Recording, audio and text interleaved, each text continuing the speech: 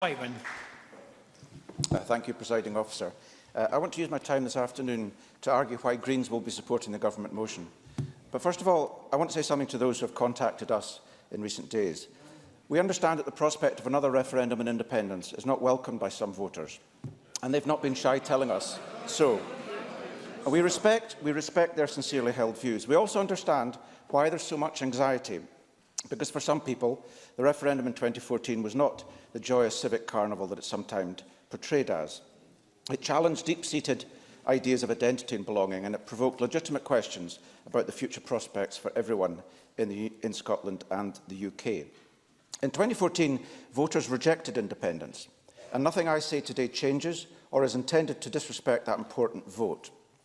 Today, we're facing a very different situation, and whatever transpires over the coming years, as politicians, we are responsible for setting the tone of public discourse, and I'm committed to engaging in debate and discussion with respect, with tolerance and with empathy. So where do the Greens stand on this issue? Green politics rests on 4 pillars: peace, equality, environmental sustainability and radical democracy. We are a party of social and environmental justice. We support a radical transformation of society for the benefit of all and for the planet as a whole. We understand that there are threats to economic, social and environmental well-being. When we recognise that those are part of the same problem, we further recognise that solving one of these crises cannot be achieved without solving the others.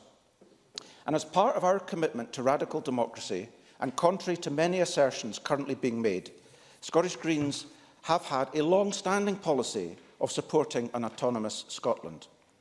The party was founded in 1990, and in a comprehensive policy document published in March that year, we stated that, and I quote, "The Scottish Green Party supports demands for an independent, self-governing Scotland, as throughout Europe, Green parties support other local demands for regional autonomy." End quote. And in the manifesto for the first Parliament elections in 1999, we stood on a manifesto calling for a referendum on greater independence for Scotland, as part of a programme of radical democracy to reach far beyond a Scottish Parliament, to embrace genuine local democracy and fiscal autonomy. And in the context of this debate here today, which is taking place against the backdrop of the EU referendum vote, it's important to stress that we also believe in a more democratic Europe. Our party policy is to reconstitute the EU as a democratically accountable European confederation of regions. Now, the Scottish Green Party is not a nationalist party. We are Greens, and our politics is decentralist, autonomous, confederalist and cooperative. Neil Findlay. Radical democracy, it is pretty radical to have a referendum, lose by 10% and completely ignore that result. But it's hardly democratic. Andy Whiteman. As I mentioned in my opening remarks, we are not ignoring any result. We acknowledge the results of the 2 referendums we've had to date, both of which stand and both of which are mutually incompatible in terms of how we move forward. So, in terms of the decision before us today, as a very large volume of emails have reminded us,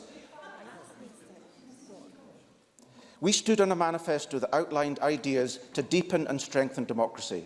One of these proposals was for a more open and participative lawmaking process in which citizens could trigger a vote on issues in the Scottish Parliament.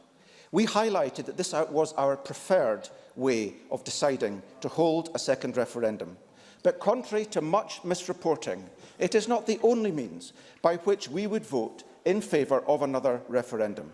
The 2 clearest indications of the will of the electorate to date have been the independence referendum vote in 2014 and Scotland's Remain vote in 2016. Now, they are clearly incompatible without a further choice, and our party remains as committed as we always have been to autonomy, to self-government, to independence and to confederalism. And so today, 9 months on from the EU referendum, we are in an unprecedented situation, whereby not only do Scotland and the UK face a hard Brexit, but in flagrant breach of the UK Conservative Party's own manifesto to say yes to the single market, to preserve the integrity of the single market and even to expand the single market, we face being dragged out of the single market with no electoral mandate and no mandate from the people of the UK or of Scotland. So we are, Presiding Officer, where we are. It's not where I would like to be. It's not where most members of this Parliament, I don't think, wish to be, but we're faced with a choice. We could do nothing, as the Tories suggest. We could pursue federalism, as Labour suggests. We could hold a second referendum on the European Union, as the Liberal Democrats suggest. Or we could put as much power in the hands of the Scottish people to decide for themselves what path we choose. Presiding Officer, we are dealing with the aftermath of one of the biggest failures of UK statecraft. The choice before us is not the choice that we should or would like to be facing now, but it does face us, and Greens will vote according to the long-standing principles of green politics I outlined earlier. Greens have a distinctive, long-standing and proud tradition of democratic reform.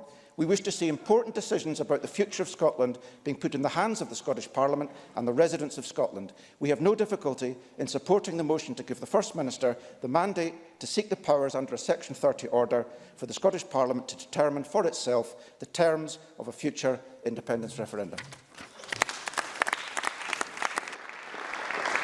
Alex Cole-Hamilton. Thank you, Presiding Officer. I'm very